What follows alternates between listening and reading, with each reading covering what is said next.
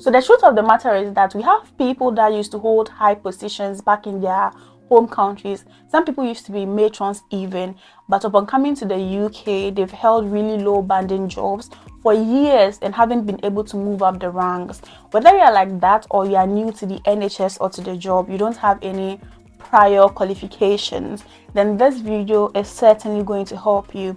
I am going to be giving you 5 tips on how to move up the ranks fast. And I'm speaking from experience because I started with the NHS as a band 4 nurse, and now I've gone on to have 2 band 6 positions within 3 years. And I know people that have even done that quicker, band 7 within a year or within a year and a half.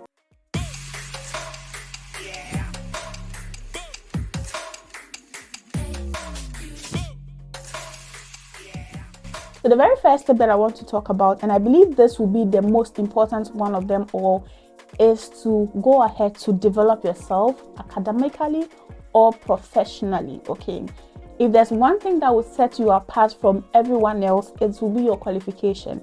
And if there's one thing that nobody can steal from you, it will be your knowledge.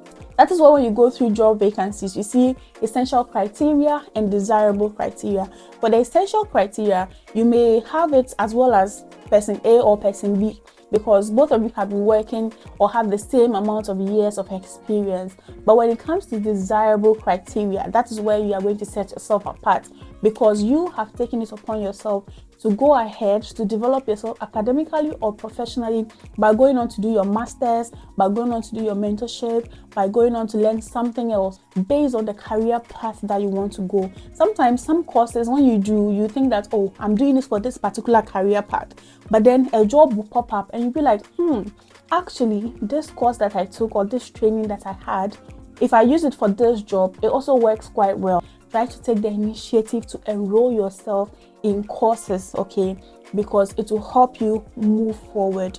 Tip number 2 is to leave a good mark at work. Be the kind of employee that they miss when you're not working.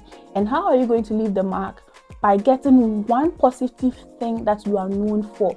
You don't have to be a master of all things. Just choose one particular thing at work that you are really good at, that everybody knows that as for you, you are good in this particular thing.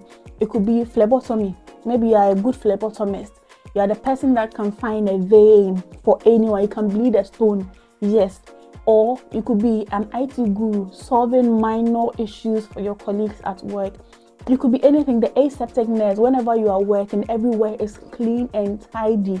Choose one particular thing and be known for it, so that whenever you are not at work, they miss you for that particular thing. And it's not that you don't have people that can do it, but be a master in that particular thing and leave a positive mark at work. Number 3 is be vocal with the duties and responsibilities that you perform on a day-to-day basis in your workplace. You will notice that some of your colleagues, after doing 1 or 2 things, are like, oh my God, I've done so much today. I've done so many patients today. I've done that today. What they are doing is setting themselves apart. Okay. 1, to not be overloaded with work, and 2, to make you know that they've been working hard.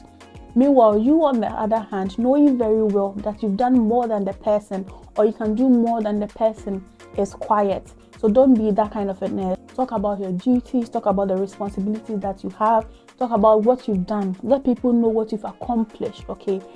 If not, people assume you are all right.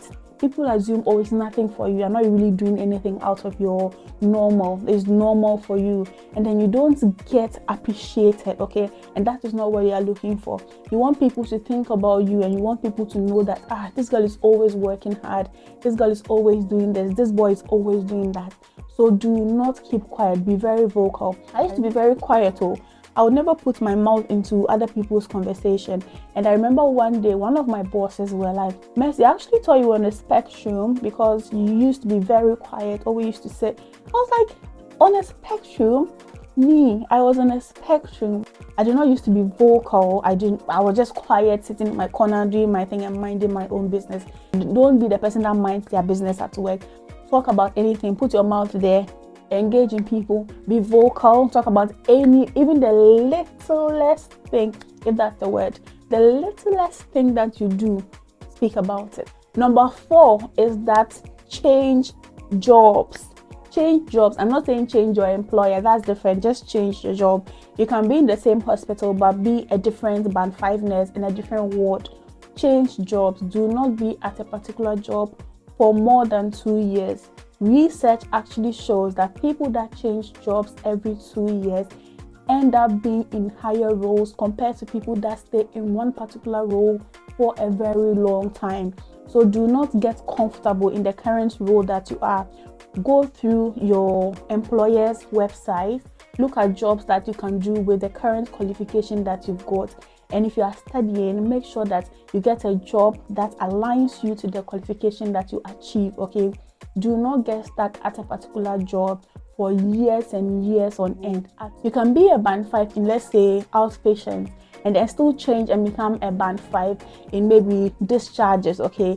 Just do not stay in one particular position for a very long time, because sometimes when you are in a particular position for a very long time, you get very used to your day-to-day routine, so you get very comfortable, you get very complacent. You're not in a hurry to move on or train or study something new. Make sure to change your jobs. So tip number 5 finally is always practice before interviews.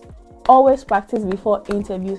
You could be the best qualifying nurse, you could have the best or highest qualification, you could have the best knowledge, but if you don't pass your interview, I'm sorry, that is not going to happen. Do not underestimate the interaction that you have in an interview. Okay, don't just think that maybe because I have this high qualification, I would automatically get the job. Don't learn it by yourself. Like, get a friend to ask you the questions that you know and practice it. Recite it, repeat after yourself. Okay, get as many scenarios in your head as possible. Practice as many questions as possible, and don't just start practicing a week before the interview. As soon as they send you the email that you've been shortlisted, start practicing. And when they ask you to select a time for your interview, choose a time at the beginning of the interview or at the end of the interview, because research shows that people who take their interviews in the beginning and at the end tend to leave a mark in the minds of their interviewers. Yes, if they don't give you a time, that's fine, just prepare, but make sure you prepare ahead of time and practice really well, because that will decide whether you move up a position or not. So now that we've looked at the 5 steps that we must do, let's look at these 2 things that we must never do. This is a no. This is a deal breaker for me. Number 1 is that do not sabotage your friends. No, in order to move forward, make sure that you are not sabotaging your friends. If you do that, you even fail in life. Okay, karma will come for you. Number 2 is that do not kiss the A's of your bosses. Yes, do not kiss the A's of your bosses. I hope you understand what I mean.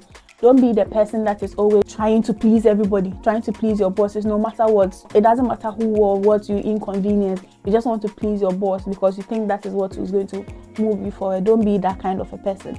So those are the 2 tips that I will tell you to never do in your quest to move up the ranks. Okay, so those were my short tips on how to move up ranks. If you follow these tips, you would be able to move forward once there's a job opening. Trust me on this, okay? It has been tested and proven to be true. So thank you very much for watching today's video. Do not forget to subscribe below and ring the notification bell so that every time I upload a video or go live, you are notified. And also join my Telegram pages if you're a nurse, midwife, mental health nurse, or a teacher. I've got different Telegram pages for all of these professions. Thank you very much for watching, and I'll see you in my next video.